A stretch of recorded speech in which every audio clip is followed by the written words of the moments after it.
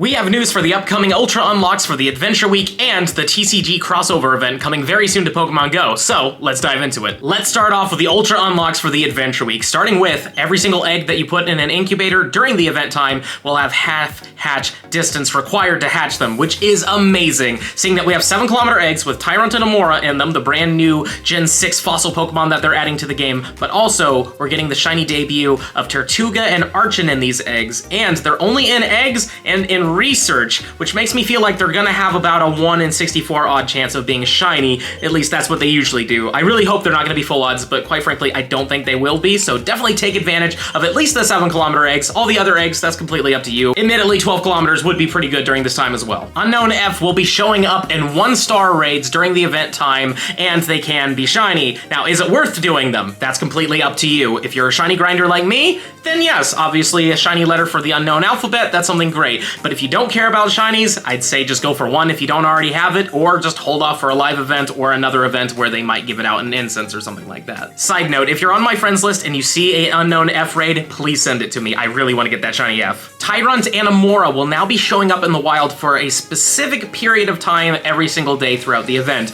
Originally, they were only going to be in researches and in eggs, but because of the Ultra Unlock, we now get them in the wild specifically at these times. Amora will be showing up in the wild from 11 a.m. to 12 p.m., and then they will also be showing up from 1 p.m. to 2 p.m. And apparently, when you see them in the wild, there's going to be a fun effect on them, and I'm going to imagine it's going to be a small aurora in the sky above it. And Tyrant will be showing up in the wild from 12 p.m. to 1 p.m. and from 2 p.m. to 3 p.m. Apparently, there's not going to be any special effects with this one, but that's perfectly fine. I just want to see my little T-Rex boy out there. And the final and arguably most exciting Ultra Unlock for the entirety of Adventure Week is going to be happening on Sunday, June 12th from 11 a.m. to 3 p.m. local time, and that is a Cranados and Shieldon Research Day, and during that entire time, you will have increased chances of getting a shiny Cranados and a shiny Shieldon, which is huge. Cranados, when it is evolved into Rampardos, is the #1 rock type in all of Pokemon Go, and is pretty much future-proof until they introduce a brand new Pokemon that is just way more glassier and way more stronger than it is, so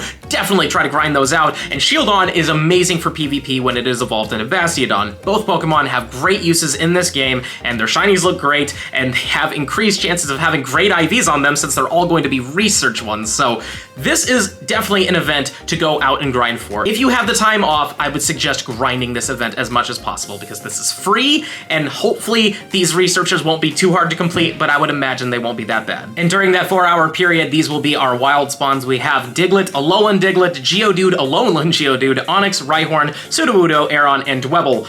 All of those are alright. The only thing that has increased shiny odds on it is Onix, so good luck. Hopefully you get a good shiny Onix. That'd be great, especially because we have Mega Steelix out now, and with these Mega bonuses, it's actually quite useful, so yeah. All in all, decent spawns for the 4-hour period. And now we're diving into the TCG crossover event. We have 2 brand new Pokemon making their debut in this TCG crossover event, Wimpod and its evolution, Golisopod. And I love Golisopod. It's one of my favorite Pokemon. They are both bug and water types, and they don't have much play in PvE like raids, but when it comes down to PvP, it might be really good in Great and Ultra League, depending on the moves that it gets. But I am very excited for these. The only downside to them is that it takes 400 candies for you to evolve a Wimpod into a Golisopod, so hopefully it is worth the cost. We're also getting a brand new costume Pokemon, TCG Hat Pikachu, which will be our June 28th Spotlight Hour Pokemon. Originally, it was supposed to be a secret Pokemon, but now they've officially announced it, so during this time, you have pretty much a good chance of getting a shiny TCG Hat Pikachu. It's not guaranteed, they're probably going to be full odds,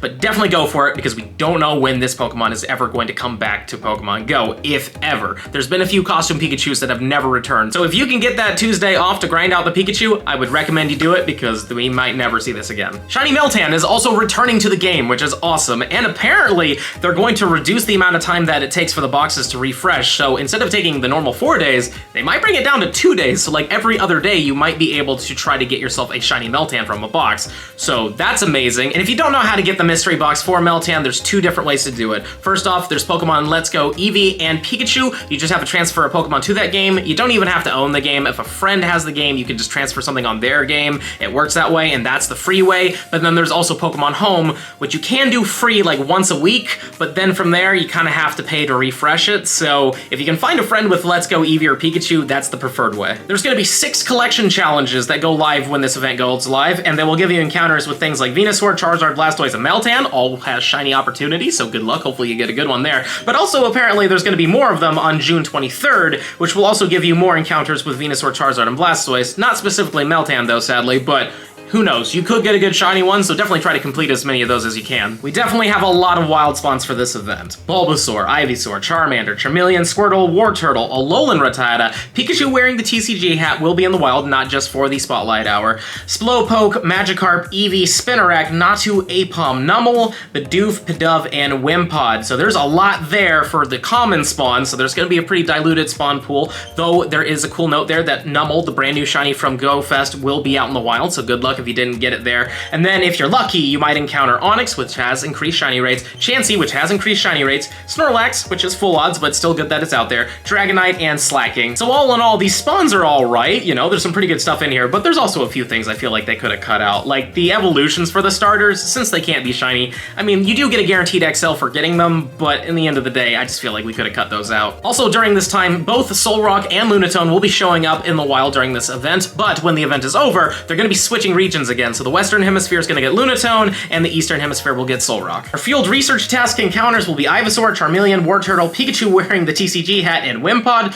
Those are okay, but if you're lucky, you might find a Venusaur one, a Charizard, a Blastoise, Snorlax, Dragonite, or Slacking research encounter, which is actually really cool. The Venusaur, Charizard, and Blastoise ones are the most exciting there because they do have increased shiny rates on them. We have their megas and everything, so those are actually pretty cool. The other ones are alright. I would definitely recommend grinding Snorlax quests. You might get lucky and get the shiny from that. And Dragonite's cool and Slacking's cool, but they can't be shiny, and admittedly both of them aren't that useful, though Dragonite is way more useful. In our 1-star raids, we will have Chansey, Larvitar, Timber, and Wimpod. Chansey and Timber have increased shiny odds, so I would definitely recommend going for those ones. 3-star raids will have Alolan Exeggutor, Snorlax, Dragonite, and Slacking. Again, Snorlax is a full odds shiny, but Alolan Exeggutor is increased odds, so if you didn't get one from the Alola to Alola event or all the multiple times that it's been out, definitely go for it. 5-star raids will have Mewtwo for the 2 weeks that this event is live, which is insane, because the first week it has Shadow Ball, which is a legacy move for it, and it's really good, and then the second week we're gonna have Psy Strike on it, which is its signature move and its best move ever, so definitely grind the Mewtwo's out for sure. It's an insanely useful Pokemon, and when the Megas come out, it's going to be like the best Pokemon in all of Pokemon Go. And for our Mega raids, we're gonna have Mega Venusaur, Mega Charizard X and Y, and Mega Blastoise.